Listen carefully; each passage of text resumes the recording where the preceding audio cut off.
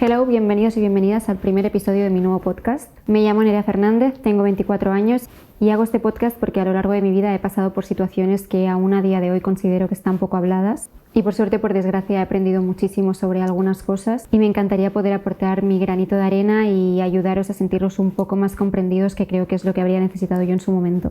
También me gustaría ayudaros a salir un poco de vuestra mente porque me gustaría poder ser como un rincón al que acudir cuando necesitéis desconectar. Además que a mí me gusta mucho hablar, me enrollo como una persiana. Yo soy la típica amiga que igual me paso 2 días sin hablar, pero que a la que puedo cojo el móvil, notas de voz, me casco ahí 17 audios de 4 minutos cada uno. Empiezo a hablar de mi vida, de la vida en general, de cosas que me pasan.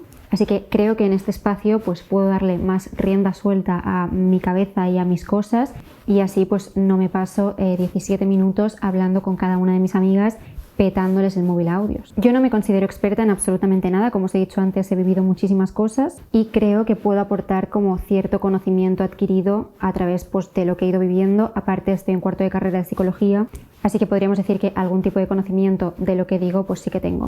Eso sí, yo siempre voy a hablar de lo que yo creo y de lo que a mí me ha ido bien y no tengo para nada la verdad absoluta.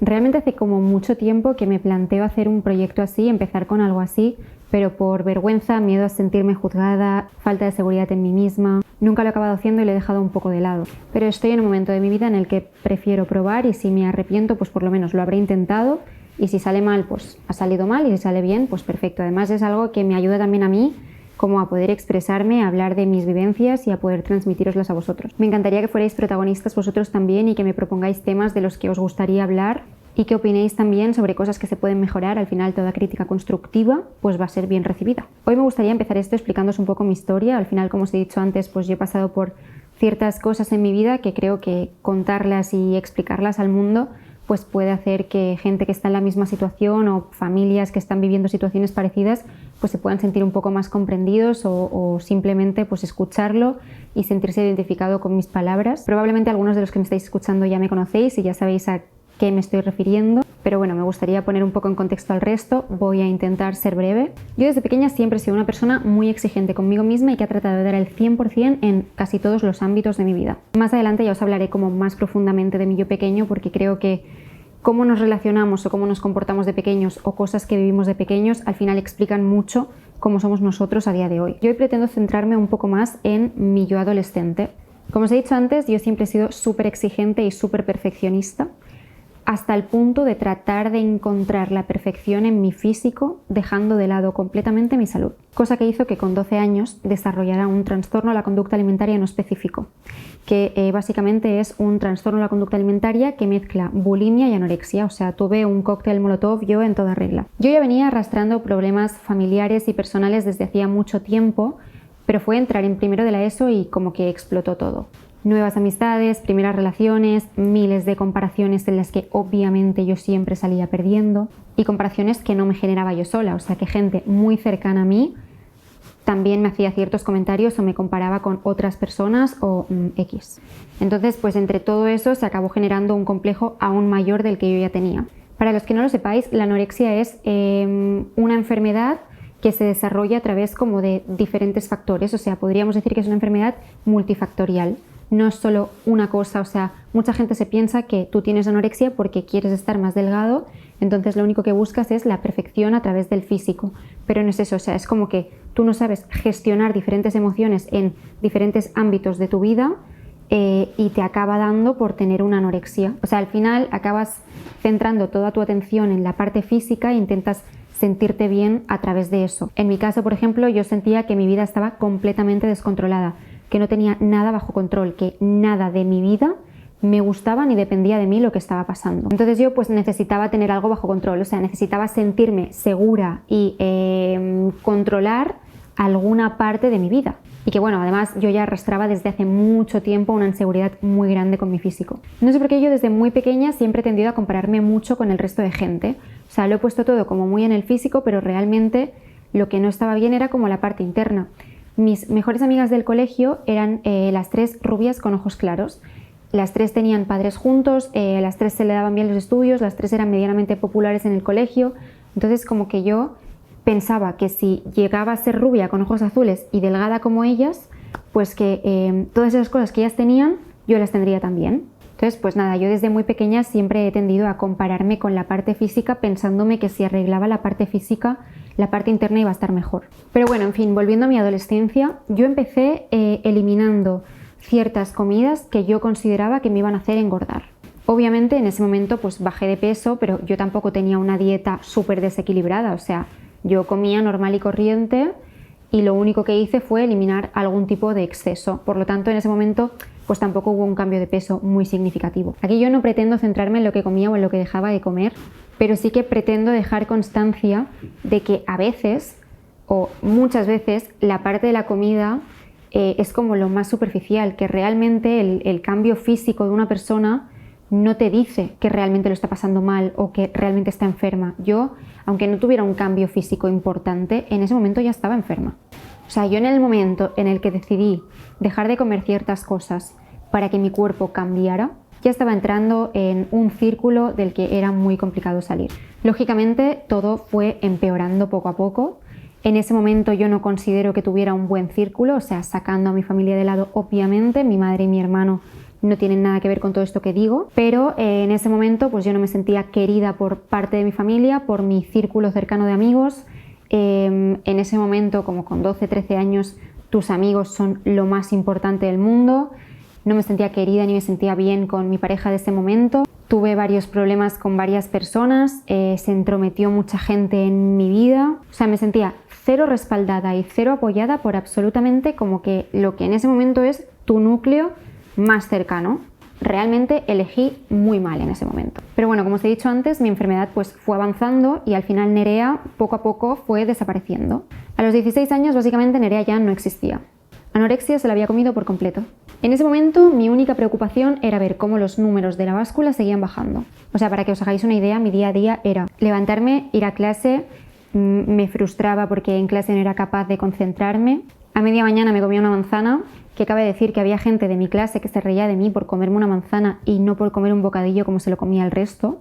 Salía de clase y me iba directamente al gimnasio. Llegaba a casa, intentaba hacer algo de deberes que tuviera para el día siguiente, me iba a dormir y vuelta a repetir. Hasta que obviamente llegó el día en el que de repente me desmayé, perdí el conocimiento durante 2 o 3 minutos, pero no os penséis que a mí eso me hizo cambiar ni me hizo replantearme absolutamente nada de lo que estaba haciendo. Me acuerdo que en ese momento en clase lo pasaba horrible porque no podía concentrarme, o sea, es que no entendía absolutamente nada de lo que me explicaban. Cada vez que había exámenes, o sea, es que no os podéis llegar a imaginar lo mal que lo pasaba los días de antes, y en el examen algunas veces me dieron hasta ataques de ansiedad porque es que no estaba entendiendo ni lo que estaba escrito, porque es que no tenía vitaminas en mi cuerpo, no era capaz de absolutamente nada, mi cerebro estaba es que blanco. En ese momento, que fue el momento en el que peor estuve físicamente, mi madre me llevó a un centro de trastorno de la conducta alimentaria de Barcelona. Obviamente yo no quería estar ahí, pero era menor de edad y al final pues tenía que hacer lo que me dijera mi madre. Y nada, después de un par de sesiones de inicio, pues con la jefa, con la directora del centro, con, bueno, no sé, con diferentes personas, decidieron que lo mejor por el momento era ponerme una sesión con una psicóloga cada semana y otra sesión en un grupo de como 10-12 personas, una vez a la semana también, en las que ibas ahí y pues cada uno explicaba un poco cómo estaba, cómo se sentía y ya está. Ya os adelanto que eso no me sirvió para absolutamente nada. O sea, obviamente yo en ese momento ya llevaba 5 años enferma, 5 años en los que me había comido tanto la cabeza y mi enfermedad estaba tan avanzada que necesitaba un tipo de tratamiento mucho mayor, pero ellos estaban asustados, en plan, pensando, si le damos un tratamiento mayor tal y como está y con lo poco consciente que es de que está enferma, esta niña a la que pueda se va a ir. Obviamente lo que me ofrecieron pues no me estaba ayudando, a los 2-3 meses se dieron cuenta de que pues yo iba peor, que no me estaba sirviendo de nada y que al final pues estábamos tirando el dinero y el tiempo en algo que tampoco tenía sentido. Entonces decidieron hablar con mi madre para pasarme a una cosa que se llamaba como grupos de tarde y que básicamente lo que hacías es pues ibas allí, creo que 4 o 5 tardes a la semana, comías ahí, merendabas ahí y hacías pues terapia. Eso tampoco me sirvió de nada. O sea, estuve 2 meses creo. A los 2 meses cumplí los 18 años y decidí pedirme la alta voluntaria. Es decir, tuve que firmar un papel en el que me hacía responsable yo de que si me moría por esa enfermedad, pues que era mi única responsabilidad, que mi madre no tendría culpa, que ellos tampoco tenían culpa de nada, y pues yo firmé ese papel. Después de eso pasé probablemente el peor verano de mi vida. O sea, al final ya se habían destapado muchas cosas, ya había empezado a ir al psicólogo y a hablar de ciertos temas que tenía como muy metidos dentro mío y que no sabía ni que existían. Y al despertar pues tantos sentimientos y tantas emociones que estaban más o menos escondidos, empecé a tener muchísima ansiedad. Entonces comía muchísimo más y vomitaba muchísimo más. O sea, es que llegó un punto en el que si había gente en casa yo necesitaba salir a la calle para vomitar en la calle. Y claro, como mi madre ya estaba medianamente enterada de lo que estaba pasando, también estaba mucho más controlada y eso hacía que, pues yo que sé, igual tuviera que comer más. Yo veía que subía de peso, entonces me agobiaba, lo pasaba súper mal y en septiembre decidí hablar con mi madre y decirle, mira mamá, no puedo más, necesito, pues no sé, que alguien me ayude. En ese momento no estaba pidiendo ayuda a mi parte racional y mi parte sana, o sea, era mi parte enferma diciendo, hola, por favor, que alguien me ayude a parar la parte ansiosa porque yo no quiero seguir comiendo, yo lo que quiero es dejar de comer y no estaba pudiendo dejar de comer. Pero bueno, por lo menos sirvió de algo, pedí ayuda y entonces pues mi madre se puso manos a la obra, en plan, vale, no sé por qué está pidiendo ayuda a esta niña, no sé qué le está pasando, pero voy a aprovechar, voy a hacer todo lo posible para moverlo rápido y meterla donde sea. En ese momento solo había dos opciones, o que abriera los ojos o que ya la enfermedad se me cronificara completamente. Porque pensar que en ese momento yo tenía 19 años, o sea, llevaba desde los 11 años enferma, tenía 19, habían pasado 8 años siendo una niña aún súper pequeña, o sea, hay gente que empieza más mayor y sí que está muchísimos años, o sea, hay gente que no se cura nunca, pero siendo tan pequeña y llevando tantos años enferma, era muy difícil sacarme todas esas cosas de la cabeza. Total, que mi madre pues me llevó a un centro que le recomendaron, fue un centro de pago, porque por desgracia todas estas cosas no las cubre la Seguridad Social. O sea, en ese aspecto creo que hay que luchar y intentar que se pueda ayudar desde una parte pública, porque no todo el mundo puede abarcar el coste de estos tratamientos. Son tratamientos muy caros y tratamientos que duran mucho tiempo. O sea, tú tienes que estar ahí hasta que estés bien. Y en la sanidad pública solo pueden coger a personas que están en un nivel físico muy malo. Les ayudan a coger algo de peso para que no se mueran. Y ya está, no les tratan la parte interior, no les tratan la parte emocional, no hablan con las familias, no. O sea, son tratamientos muy superficiales porque es que no les da para tanto. Obviamente en mi caso pues mi madre no se lo planteó, movió lo que tuvo que mover para poder darme la ayuda que yo necesitaba y nada, a mitad de septiembre ya estaba todo listo, habíamos hablado con todo el mundo, no me matriculé en la universidad porque me dijeron que lo mejor que podía hacer era entrar en hospital de día, que al final eso era ir de lunes a viernes, de 9 de la mañana a 6 de la tarde, para poder hacer casi todas las ingestas ahí, o sea, desayunar, a media mañana comer algo, comida, merienda y luego la cena ya la hacía en casa, pero se aseguraban de que casi todas esas comidas estaban hechas en el centro. Me acuerdo que 3 días antes de mi ingreso empezó a salir como una erupción por todo el cuerpo que me picaba, o sea, era horroroso, estuve 3 noches literalmente sin dormir, no sabía lo que me estaba pasando. Y al final con el tiempo acabamos descubriendo que era ansiedad, o sea, era otro producto más de mi cabeza, de mi parte ansiosa, que tenía tantísima ansiedad que acabó saliendo la ansiedad en forma de erupción volcánica por todo mi cuerpo. En fin, eso, a mitad de septiembre más o menos, pues nos reunimos con la directora de ese centro para empezar lo que iba a ser mi ingreso en hospital de día. Y nada, hasta aquí el podcast de hoy. Quería empezar poniéndoos un poco como en antecedentes y explicándoos un poco lo que era mi historia antes de estar ingresada para poder explicaros mejor cuál ha sido como mi camino hasta el día de hoy. En el siguiente pues ya os explicaré cómo fue mi recorrido durante mis 3 años de ingreso. No pretendo que todos los podcasts sean de esto ni mucho menos, pero creo que es importante centrarme en esto, hablar un poco de esto porque por desgracia muchísimas de vosotras me escribís a día de hoy pidiéndome ayuda, me enviáis mensajes, mails, o sea, he recibido muchísimos mensajes y muchísimos mails de gente que no sabe qué hacer, que necesita que hable un poco más de este tema. Entonces quería centrarme un poco en esto, en mi historia, en mi recorrido y cómo me ha ayudado todo esto a estar donde estoy hoy, todo lo que he aprendido. Creo que es importante hablar de ello, explicarlo, darle voz y nada, eso, quería empezar así, empezar hablándoos de el antes, después explicaros el proceso y ya luego el después y hablar de muchísimas más cosas.